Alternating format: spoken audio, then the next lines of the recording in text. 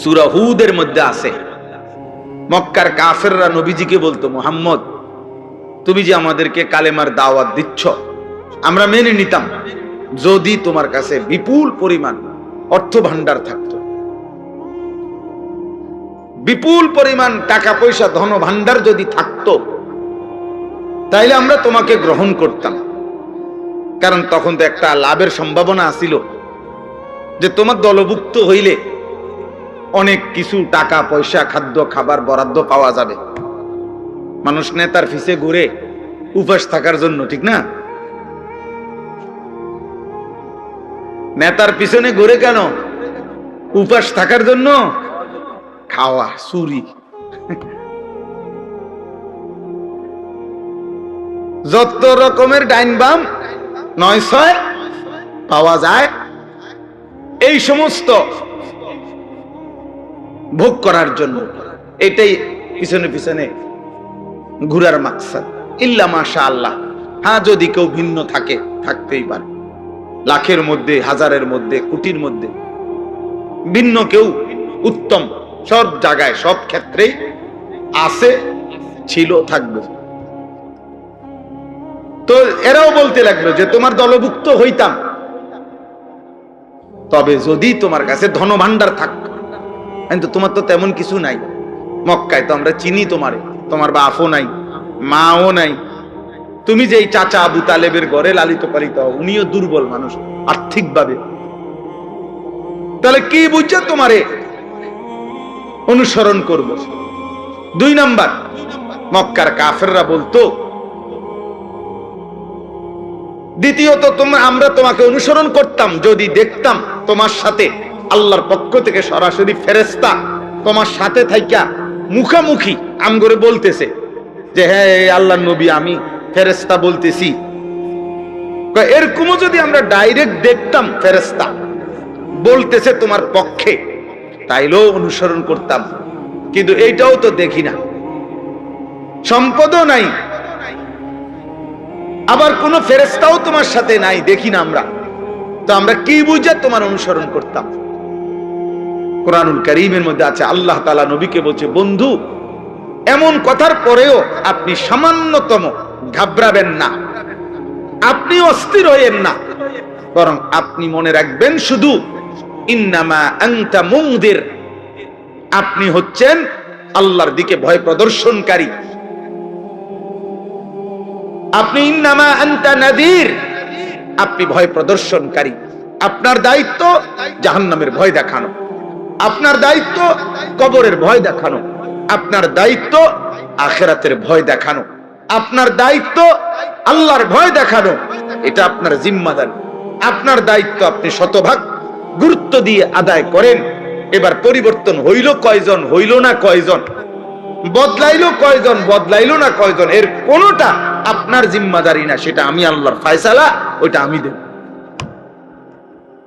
ওইটা আমি দেব। তাইলে আল্লাহ তাআলাই এই নিজাম বলে দিয়েছেন যে নিয়ম হলো এটাই, আল্লাহর কথা বলতে থাকা, আমার দায়িত্ব বলতে থাকা। পরিবর্তন হবে কে, হবে না, বদলাবে কয়জন, বদলাবে না কয়জন, খোদার কসম বাবা, এটা আল্লাহর ফয়সালা। এই জন্যই যে তোমরা যারা নামাজ পড়ো না, তোমরা যারা গুনার মধ্যে লিপ্ত আছো, ছেলেরা, তোমাদের কারো পরিবর্তনই আমার হাতে না, আব্দুল কাদের জিলানীর হাতেও না, কারো হাতে না, এমনকি খুদ নবী সাল্লাল্লাহু আলাইহি সাল্লামের হাতেও কারো পরিবর্তন ছিল না। সমস্ত সিদ্ধান্ত একক একজনই, শুধু আল্লাহর হাতে। শুধু কার হাতে? যার কারণে আমাদের নবী সাল্লাল্লাহু আলাইহি সাল্লামের বলা দাওয়াতে কেউ কালেমা পড়ছে, আবার নবীজির দাওয়াতেও কেউ কালেমা প্রত্যাখ্যান করছে, প্রত্যাখ্যান করছে, গ্রহণ করে না। কেউ এক কথাতেই কালেমা পড়ছে, আবু বকর সিদ্দিক রাদিয়াল্লাহু তাআলা আনহুকে একবার প্রথম যখন দাওয়াত দিছে নবীজি, প্রথম কথাতেই আবু বকর কালেমা পড়ে মুসলমান হয়েছে। মানে 2 কথা কোন লাগছে না। আবার কাউকে 23 বছর পুরা বুঝাইছে। নবীজি সাল্লাল্লাহু আলাইহি সাল্লামের ইন্তেকাল পর্যন্ত 23 বছরেও ওই নাফরমান কালেমা গ্রহণ করে না, বরং 23 বছরই বিরোধিতা করে গেছে। তাহলে কি বোঝা গেল? ফয়সালা কার হাতে? আল্লাহর হাতে। আল্লাহর হাতে। নবীজি সাল্লাল্লাহু আলাইহি সাল্লাম বলেছেন যতজনকে, আশা করছেন সবার জন্যই কালেমা। নবীজি একজন উম্মত কালেমা ছাড়া থাকুক, নবীজি সাল্লাল্লাহু আলাইহি সাল্লাম 1 সেকেন্ডের জন্য এটা চায় নাই। একজন উম্মত জাহান্নামে যাক, আল্লাহর নবী বলছে উম্মত আমি কোনোদিন স্বপ্নেও এটা চাই নাই। আমি চেয়েছি আমার শেষ উম্মতটাও জাহান্নাম থেকে বেঁচে যাক, জাহান্নাম থেকে বেঁচে যাক। নবীজি বলছে আমি তো চূড়ান্ত খুশি হব সেদিন আমার আল্লাহর নিকটে আমার শেষ উম্মতটাকেও জাহান্নাম থেকে বাঁচাইতে পারবো। যে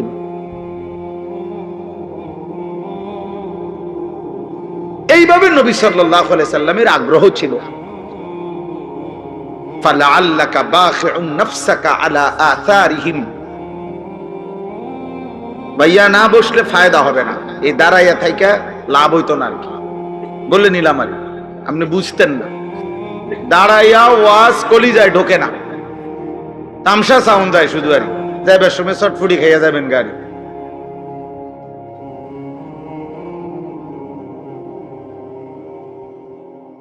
অল্প শুনেন, এই তো ওয়াজ শেষ, এরপরে আর বয়ান করবে না কেউ। তাইলে তার মানে আধা ঘন্টা 40 মিনিট সর্বোচ্চ, এরপরে আমি এমনি শেষ করে দেবো ইনশাআল্লাহ। অতএব তোমরা ছেলেদেরকেও বলি বাবা। তাহলে আমার কথা এটা, নবীজিকে আল্লাহ বলছে বন্ধু ফালাআল্লাকা বাখিউন নাফসাক, মানুষগুলো ঈমান আনতেছে না, পরিবর্তন হচ্ছে না, গুনাহ ছাড়তেছে না, আল্লাহর নাফরমানি ছাড়তেছে না। এই অস্থিরতা পেরেশানিতে আপনি কি মরে যাবেন নাকি? মানে নবীজির অস্থিরতা এত বেশি ছিল যে খুদ আল্লাহ তাআলা নবীজিকে সান্ত্বনা দিয়েছে, বন্ধু আহার একটু থামেন, একটু বিশ্রাম করেন, আপনি তো দেখতেছি মরে না যাবেন। বলতে বলতে কানতে কানতে উম্মতের জন্য নবীজির কান্না আল্লাহ থামাইছে, নবীজির পেরেশানি আল্লাহ থামাইছে, নবীজির অস্থিরতা মহান আল্লাহ তাআলা থামাইছে। কোরআনে আছে আল্লাহ তাআলা বলছে ফা ইন্নাল্লাহা ইউযিল্লু মান ইয়াশা ওয়া ইয়াহদি মান ইয়াশা ফালা তাযহাব নাফসুকা আলাইহিম হাসারাত। দোস্ত এদিক সেদিক তাকায়েন না। শ্রোতা আসলে আরো ছেলেরা আসবে, কেউ বসবে, প্রত্যেকের যদি আমনে চোখে তাকায়া দেখতে হয়, বুঝতেন না। এখানে আসুক, হাতি আসুক, নলে মানুষ আসুক, বুঝেন না কথাটা? যেই আসুক উনি ওর মতো আসুক, মানুষ হোক আর হাতি হোক, দেখার কিছু নেই। মনোযোগ চাই, আমি তো এটাই বুঝাইতে চাইতেছি। মনোযোগ জরুরি, আগ্রহ জরুরি, আল্লাহর কথার প্রতি আগ্রহ জরুরি। সাহাবায়ে কেরাম বলেন আমরা যখন নবীজির কথা শুনতাম মনে হইতো যেন আমরা গাছের ডাল, এরকম মজবুত মোটা ডাল, যে ডাল নড়ে না এক সেকেন্ডও, এরকম গাছের ডালের মতো স্থির হয়ে থাকতাম। মনে হইতো যেন আমাদের মাথার উপরে আইসা পাখি বসছে, পাখি একবার নড়েও না, কারণ আমরা তো মাথা নাড়াইতাম না, কাঁধ নাড়াইতাম না, এমন স্থির থাকতাম। সাহাবী বলছে আমরা মনে হইতো যেন নবীজির সামনে এভাবে বসতাম কখনো কখনো বয়ান শুনতে, যে মনে হইতো যেন আমাদের মাথাটা কাইটা আলগা করে রাখছে, কারণ শরীরের সাথে থাকলে না মাথা নাড়াইতো, মাথাই যেন ভিন্ন, অর্থাৎ এত স্থির। এভাবে বর্ণনা করছে ওনারা। এই প্রচন্ড পরিমাণ আগ্রহ, এর কারণে আল্লাহ তাআলা ওনাদের জিন্দেগি পরিবর্তন করছেন এবং ওনাদের দ্বারাই আল্লাহ তাআলা বিশ্বময় ইসলামের খেদমত নিয়েছেন।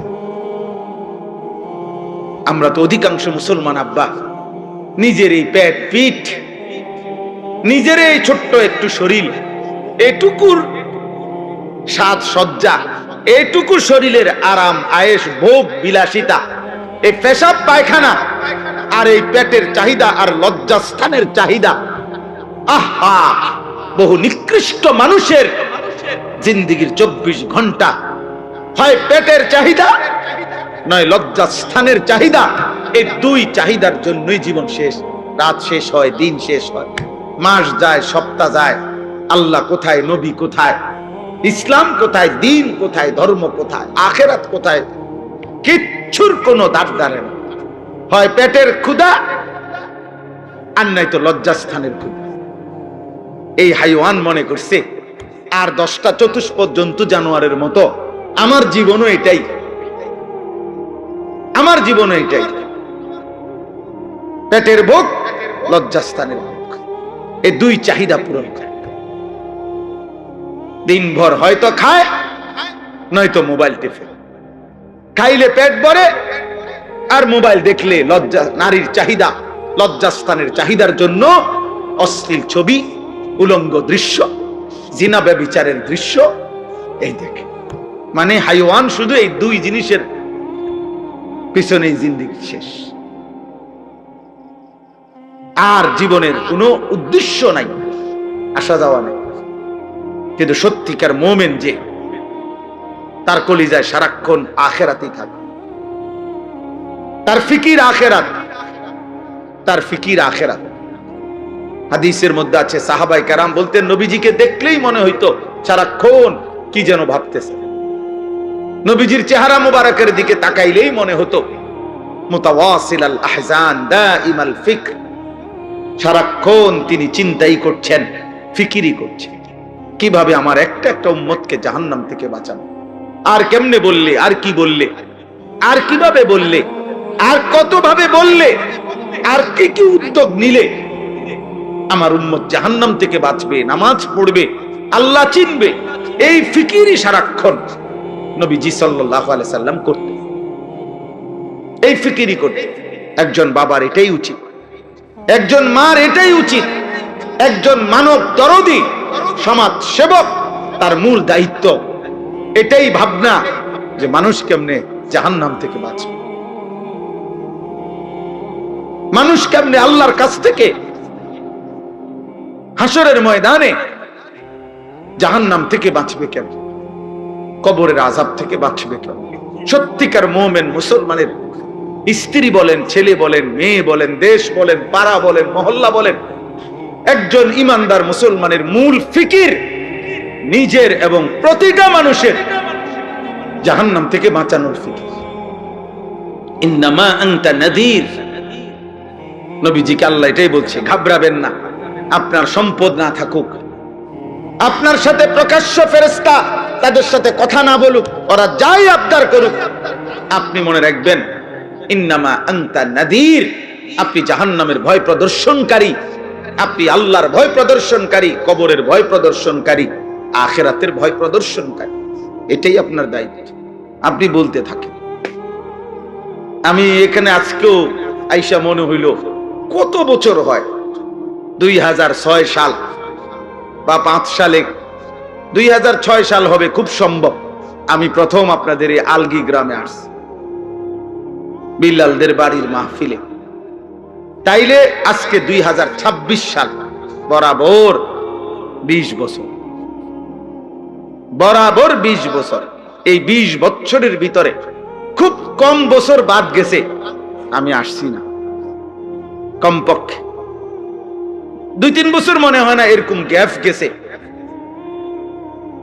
মনে হয় না, টানা এ কোনো না কোনো পারপাসে, এখানে হোক আর ওই পাড়া হোক আর এই পাড়া হোক, ছেলেরা করুক আর বুড়ারা করুক, হুজুররা করুক আর জওয়ানরা করুক, কোনো না কোনো মাহফিলে আসা যাওয়া ছিল। তাহলে 20 বছর পরেও আজও ওই একই বক্তব্য, একই কথা, যে হুজুর মাদকের বেড়ে গেছে, জুয়া বেড়ে গেছে, অশ্লীলতা বেড়ে গেছে, নেশা বেড়ে গেছে। তার মানে প্রতিনিয়ত এই পাপ, গুনাহ, এই অশ্লীলতা, এই বেহায়াপনা। কারণ আমরা অল্প কয়েকজন মানুষ হয়তো ভাবি মানুষকে গুনাহ থেকে ফেরাবার। আর সংখ্যাগরিষ্ঠ একটি জাতির, একটি দেশের, একটি রাষ্ট্রের, একটি সমাজের সংখ্যাগরিষ্ঠ মানুষ চায় অশ্লীলতা আরো বেড়ে যাক, অসভ্যতা বেড়ে যাক। তাহলে এত বিপুল মানুষ যদি নাফরমানি ছড়িয়ে দেয়, একজন দুইজন মিলে কদ্দুর ঠেকাবে? একটা সাগরের ঢেউ তো 2-4 টুকরি মাটি দিয়া ঠেকানো যায় না। একটা নদীর ঢেউ তো আব্বা 2-4 টুকরি মাটি দিয়া বাদ দেওয়া যায় না, বাদ দেওয়া যায় না। কক্সবাজারের উত্তাল ঢেউ বঙ্গোপসাগরের, এটা আমরা মাটি কাইটা বেড়া দিলে, বাদ দিলে তো আটকাবে না।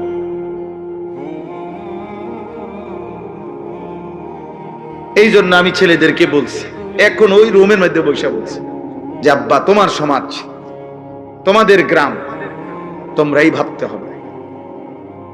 আমি আরেক জায়গার থেকে আসছি, আরেক জায়গার থেকে এসে আবার চলে যাব, কিন্তু যার যার সমাজ, যার যার বাবা মা, যার যার সমাজের অভিভাবক, ওনাদেরই দায়িত্ব ওনাদের সমাজের সন্তানদেরকে আল্লাহর দিকে ফেরানো।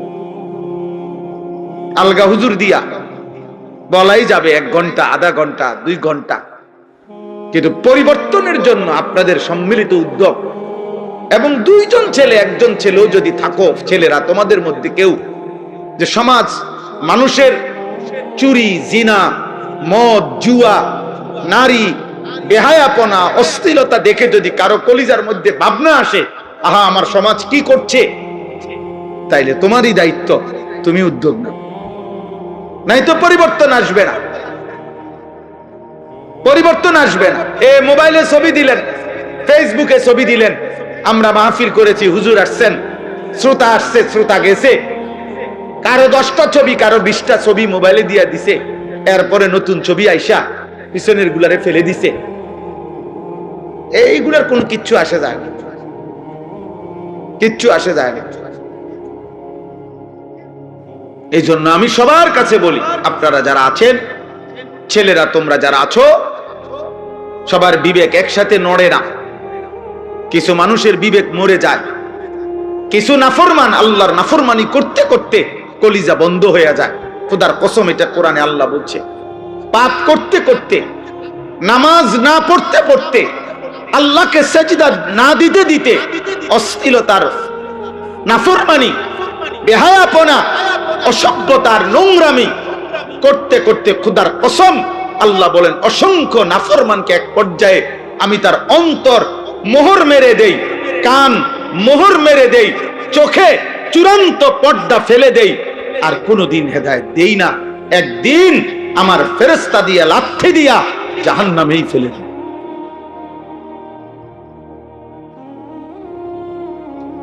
হ্যাঁ, খাতামা আলা সামঈহি ওয়া কলবিহি ওয়া জাআলা আলা বাসারিহি গিশাওয়া। গুনাহ এর জন্য লম্বা করতে নাই, পাপকে দীর্ঘ করতে নাই। পাপের দীর্ঘ হইলে, গুনাহ লাগাতার হইলে সবচেয়ে বড় মুসিবত হইল, আর কোনদিন যদি আল্লাহ ফিরার সুযোগ আল্লাহ না দেয়, তো পৃথিবীর সমস্ত পীর বুজুর্গ যদি বাইকটাও কাউরে খাওয়ায়, আর হইতো না। আব্দুল কাদের জিলানীর আব্বাও যদি কবর থেকে আসে, মালিক যদি বলে তোরে আমি হেদায়েত দেব না, তো কায়নাতের সমস্ত পীর বুজুর্গ একসাথে তাসবিহ পড়েও আপনার আর হেদায়েত দিতে পারে। আল্লাহ যাকে হেদায়েত দিবে না বলে ফেলে, তাকে আর কায়নাতের কেউ দিতে পারে। যদি পারত, তাহলে রাসূলুল্লাহ সাল্লাল্লাহু আলাইহি সাল্লাম আবু তালেবকে ঈমান দিতে পারতেন, পারতেন কিনা? নবীজি সাল্লাল্লাহু আলাইহি ওয়াসাল্লামের চাইতে প্রিয় আল্লাহর মাখলুকের মধ্যে, আল্লাহর সৃষ্টির মধ্যে, আল্লাহর নিকটে এর চাইতে মাহবুব আর কেউ হইতে পারে? কথা বলে না। আর কেউ হয়েছে? আগামী তো হবে কেউ।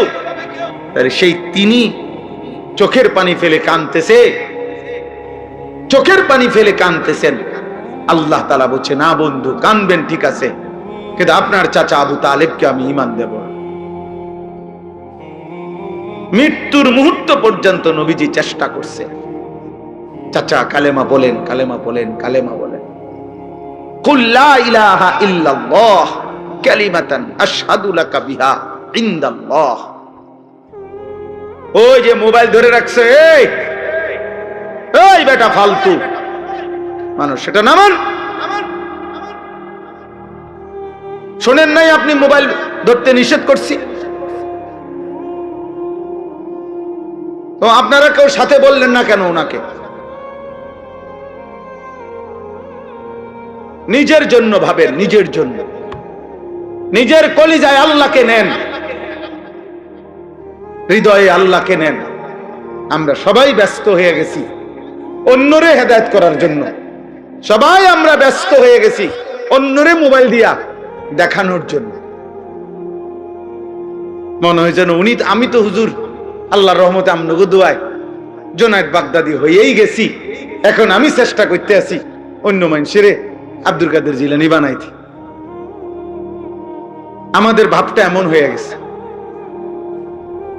আমরা বেশি আত্মবোলা, আপন ভোলা, আপন ভোলা। আমি এখনো এই ছেলেদেরকে বলছি যে আব্বা তোমরা বলো, এশার নামাজ যখন চলতেছে, আমি যখন গেছি মসজিদে, আমার ডানে বামে আমি যে কয়জনরে দেখছি আমি ডাইকা মসজিদে পাঠাইছি। আমি তো, তোমরা আয়োজক, তোমরা তোমাদের এই ছেলেগুলোরে ডাকছিলেন এশার নামাজের জন্য, মাগরিবের নামাজের জন্য ডাকছিলেন, ফজরের নামাজের জন্য ডাকছিলেন কোনদিন?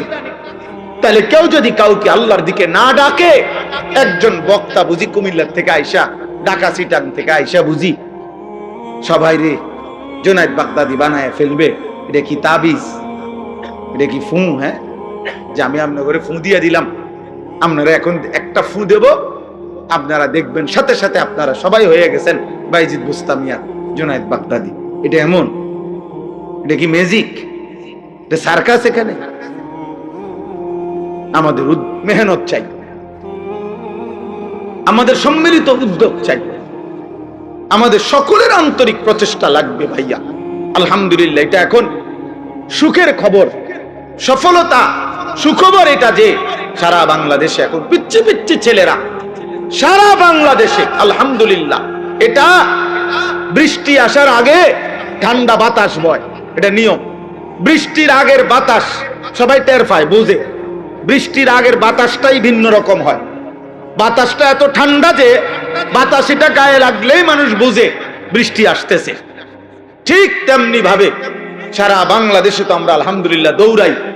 আমরা দেখি এখন ক্লাস 6-এ পড়ে, 7-এ পড়ে, 8-এ পড়ে এমন ছোট ছোট বাচ্চারাও আল্লাহর কোরআনের মাহফিল, দ্বীনি মাহফিল, এরকম নওজোয়ানরা, ছোট ছোট কিশোর বাচ্চারা মাহফিলের আয়োজন, দ্বীনি মজমার আয়োজন করতেছে।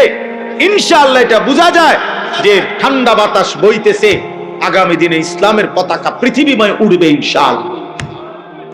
দেখি সমাজ উল্লেখযোগ্য উল্লেখযোগ্য পরিবর্তন হবে। আমি বললাম একদিন পৃথিবীতে ইসলামের যখন চূড়ান্ত বিজয় ছিল, তখন দুষ্ট চরিত্রের মানুষকে মানুষ অবজ্ঞার দৃষ্টিতে দেখত। আজ যখন গুনার মাত্রা বেড়ে গেছে, তখন আপনাদের চোখে হুজুর আর মোল্লা এখন আপনাদের কাছে দুর্বল মনে হয়। কিন্তু একদিন ইনশাআল্লাহ মালিক যখন চাইবে অবস্থার পরিবর্তন হবে, তখন আমি বললাম প্রত্যেক সমাজে, মনে রাখো ছেলেরা, তোমরা যারা চরিত্রহীন, বেনামাজি, মদখোর, নেশাখোর, গাঁজাখোর, ফুট্টাখোর, বাবাখোর, ইয়াবাখোর, সুদখোর, হারামখোর, কিস্তিখোর, লোকে তোদেরকে দেখলে থুতু মারবে, থুতু মারবে, থুতু মারবে, মনে রাখ। লোকে তোদেরকে দেখলে থু দিবে, থু, থুতু মারবে ইনশাআল্লাহ, মনে রাখিস। আমি বললাম, বলবে ওই দেখ হারামখোর, বলবে ওই দেখ সুদখোর, বলবে ওই দেখ ফুট্টাখোর, বাবাখোর, দেখ। এইভাবে ইশারা দিয়ে দেখাবে। ইনশাআল্লাহ পরিবর্তন স্পষ্ট বুঝাই যাচ্ছে, স্পষ্ট বুঝা। এখানেও এসে এরা দেখ একসাথে হয়েছে যারা, সব ছোট ছোট ছেলে, মাশাআল্লাহ, ছোট ছোট ছেলে ফিকির করছে, মাহফিলের আয়োজন করছে। এটা পরিবর্তনের সম্ভাবনা, একদিনেই সব বদলে যাবে। তাহলে নবী সাল্লাল্লাহু আলাইহি সাল্লামের মতো শ্রেষ্ঠতম নবীও 23 বছর মেহনত করতে হতো না। বুঝেন নাই কথাটা?